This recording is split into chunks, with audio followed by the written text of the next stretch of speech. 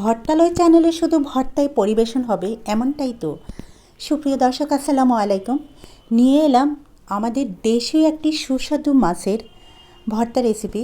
শুরু থেকে শেষ অবধি থাকবেন, তাহলে এই চমৎকার ভর্তাটি আপনারাও তৈরি করতে পারবেন বাসায় খুব সহজে। এখানে দেখতে পাচ্ছেন আমি বেশ কয়েকটি টাকি মাছকে, এগুলো কিন্তু দেশি, একদম মিষ্টি মিষ্টি, ভালো করে আমি ধুয়ে কেটে পরিষ্কার করে নিয়েছি। তো এখানে আপনি আপনার ফ্যামিলি মেম্বার অনুযায়ী নেবেন। আমি যে পরিমাণে আমার প্রয়োজন সেই অনুযায়ী নিয়েছি। আমি 5টি টাকি মাছ নিয়েছি। এগুলোর মাথাকে আমি ছুরি দিয়ে আলাদা, আপনারা দা বটি যেটা দিয়ে আপনাদের সুবিধা হয় আপনারা মাথাকে আলাদা করে ফেলতে পারেন। তো আমি মাথার অংশ কেটে বাদ দিয়ে টাকি মাছগুলোর উপরে এঁকে নিয়েছি। এঁকে নিলে যেটা সুবিধা হবে সেটা হলো আমরা যে সামান্য উপাদান ইউজ করব সেই মশলাগুলো ভিতরে ভালো করে প্রবেশ করবে ভাজার সময়। তো একে একে কিন্তু আমার সমস্ত টাকি মাছগুলো আঁকা হয়ে গেছে। আমি আবারও ধুয়ে নিলাম। ধুয়ে নেওয়ার পরে এগুলোতে আমি 3 চিমটি লবণ মেখে নিলাম। লবণের পরে 2 চিমটি হলুদ এবং 2 চিমটি ধনিয়া গুঁড়ো। তাহলে ধনিয়া, লবণ এবং হলুদ ভালো করে মেখে একটু অপেক্ষা করলাম। গ্যাসের উপরে একটি ফ্যান বসিয়ে দিলাম, ছড়ানো ফ্যান। তার উপরে সরিষার তেল দিয়ে দিলাম 2 টেবিল চামচের মতো। সরিষার তেল কেন? এই ভর্তাটি সম্পূর্ণ সরিষার তেলে হবে, সুতরাং অন্য তেল কিছুতেই ব্যবহার করবেন না। আমি এখানে 9-10টি শুকনো মরিচকে ভেজে নিলাম হালকা করে, একদম পুড়ে ফেলা যাবে না। সে একই সরিষার তেলে আমাদের যে মাছগুলো, আমি মাছগুলো দিয়ে দিলাম। তো কিছুক্ষণ পরে 2-3 মিনিট অপেক্ষা করে উল্টে দিলাম। এখানে দেখা যায়, কেমন দেখা যাচ্ছে, সামনে কিন্তু একদম সোনালি রং ধারণ করেছে। তো আমি উল্টে দেওয়ার পরে উল্টে পাল্টে কিন্তু ভালো করে 2-3 মিনিট অপেক্ষা করলে খুব ভালো করে মাঝারি লো ফ্লেমে ভাজা হয়ে যাবে।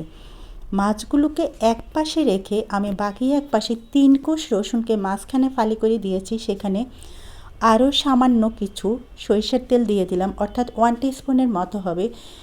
মাছগুলো আমি নিয়ে নিচ্ছি, দেখতে পাচ্ছেন। মাছগুলো কিন্তু একদম কড়কড়ে করে ভেজে ফেলবেন। সেই একই ফ্যানের মধ্যে এখানে আমি পেঁয়াজ কুচি দিয়ে দিলাম 1 কাপের মতো। এই ভর্তায় কিন্তু পেঁয়াজের পরিমাণ একটু বেশি লাগবে। এখানে কোনো কাঁচামরিচ ইউজ হবে না এবং কোনো কাঁচা পেঁয়াজ ইউজ হবে না। এই ভর্তাটা আমরা সম্পূর্ণ হাতে তৈরি করব এবং হোটেল স্টাইলে, হোটেলে এভাবে তৈরি করে। তো এই পেঁয়াজগুলো দেখতে পাচ্ছেন একেবারে যে মচমচে ভাজা সেটা না, আবার একেবারে কাঁচাও না, অর্থাৎ একটা অবস্থায় যখন চলে আসবে, মোটামুটি ভাজা হয়ে যাবে, প্রায়ের পূর্ব অংশে যখন চলে আসবে তখন নিয়ে নেবেন।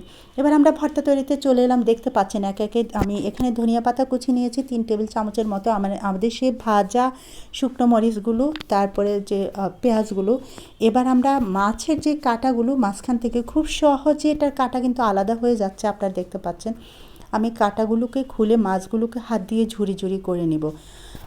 ভর্তা তৈরি করতে করতে প্লিজ একটু অনুরোধ করি শেষ পর্যন্ত থাকবেন এবং চ্যানেলটি সাবস্ক্রাইব করা না থাকলে চ্যানেলটি সাবস্ক্রাইব করবেন, লাইক কমেন্ট শেয়ার করে প্রেরণা দিবেন। তো এখানে আমি মরিচ সবগুলো নেব না, এখানে আমি 7টি মরিচ নেব, আর বাকিগুলো আমাদের পরিবেশনে লাগবে ডেকোরেশনের জন্য।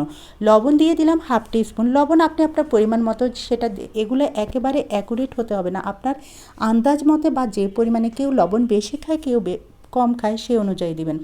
আমাদের সেই ভাজা 1 কাপ পেঁয়াজ দিয়ে দিলাম এবং রসুনগুলো দেখতে পাচ্ছেন একেবারে নরম হয়ে যায়নি, একটু থ্যাতলানো ভাব হলে যেমন হয় তেমন।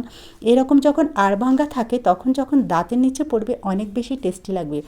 দিয়ে দিলাম আমাদের সেই কাঁচা ধনিয়া পাতাগুলো। ধনিয়া পাতা, লবণ, মরিচ, পেঁয়াজগুলোকে আর একটু ভালো করে চটকে নিয়ে এবার আমাদের পাশে ঝুরি ঝুরি করে রাখা সেই মাছগুলোকে একসাথে মিশিয়ে নিয়ে সরিষার তেল দিয়ে দিলাম এখানে 1/2 টিস্পুনের মতো। যেহেতু আমরা শুরুতেই সরিষার তেল ইউজ করেছি 2 টেবিল চামচের মতো, এখন কিন্তু খুব বেশি লাগবে না।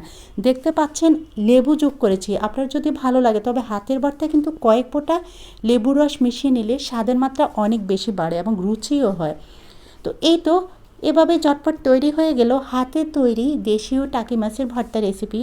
প্লিজ চ্যানেলটি সাবস্ক্রাইব করবেন, আর কেমন হলো আপনারা অবশ্যই বাসায় তৈরি করে জানাবেন।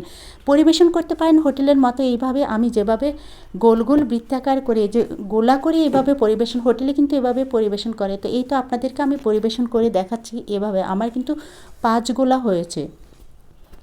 তো ঝটপট তৈরি হয়ে গেল আমাদের টাকি মাছের হাতে মাখা ভর্তা রেসিপি। যেখানেই থাকুন ভালো থাকবেন।